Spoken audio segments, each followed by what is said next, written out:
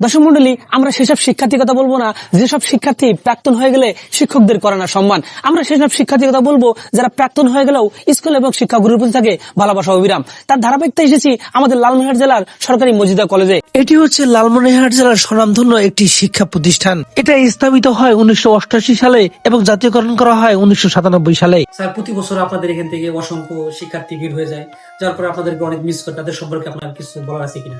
হ্যাঁ, ধন্যবাদ। আমাদের এখান থেকে প্রতি বছরই বেশ স্টুডেন্ট এখান থেকে পাশ করে ইন্টারমিডিয়েট এইচএসসি পাশ করার পরে বিভিন্ন প্রতিষ্ঠানে ভর্তি হয়। এই সকল আসলে প্রাক্তন শিক্ষার্থীদের প্রতি একটা ভালোবাসা এবং স্নেহ সবসময়ই থাকে।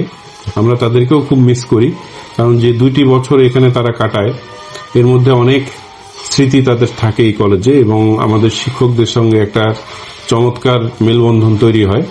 আমরা সবসময় দোয়া করি তারা যেখানেই থাকুক ভালো থাকুক, সুস্থ থাকুক এবং জীবনে প্রতিষ্ঠিত হোক, এটাই আমাদের চাওয়া। ধন্যবাদ।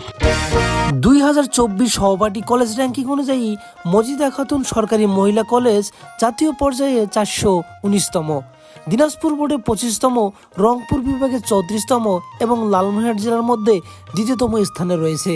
দর্শক মন্ডলী, আজ এ পর্যন্তই। আবার দেখা হবে নতুন কোনো ভিডিওতে নতুন কোনো শিক্ষা প্রতিষ্ঠান নিয়ে। এ পর্যন্ত সবাই ভালো থাকবেন। খোদা হাফেজ।